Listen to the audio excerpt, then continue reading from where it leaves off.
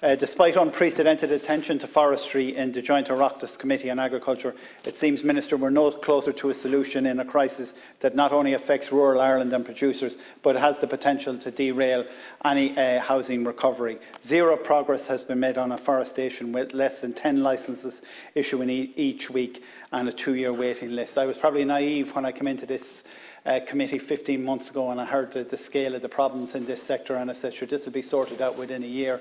And like many of the members here today, it's déjà vu. We're still discussing the same problems. The afforestation sector is on its knees, and Irish farmers' confidence in forestry is completely undermined.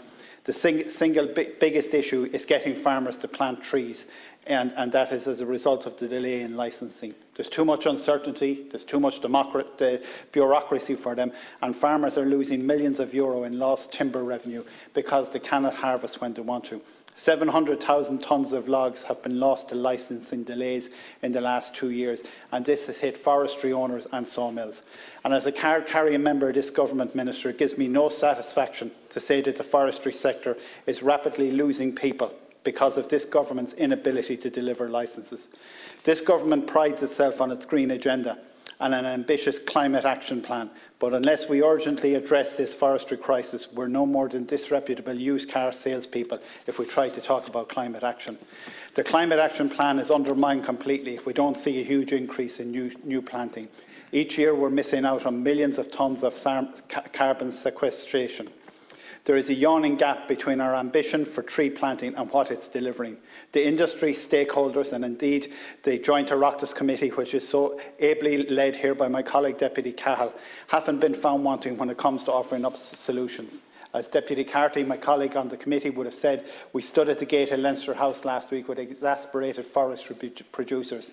These are people who would much prefer to be knee-deep in a forest than standing at the gates of Leinster House. But they came there to stand, just as the people came to stand, because unfortunately this government, and I will add my government, is failing these people. We need to completely revamp our regulation of forestry and fast-track changes to the system, and specifically in relation to licensing. The current process is not fit for purpose and needs to be comprehensively reformed. The Department needs to get serious about forestry and support sector, and we need to find a way to meet the government's ambitious tree planting targets and our climate goals.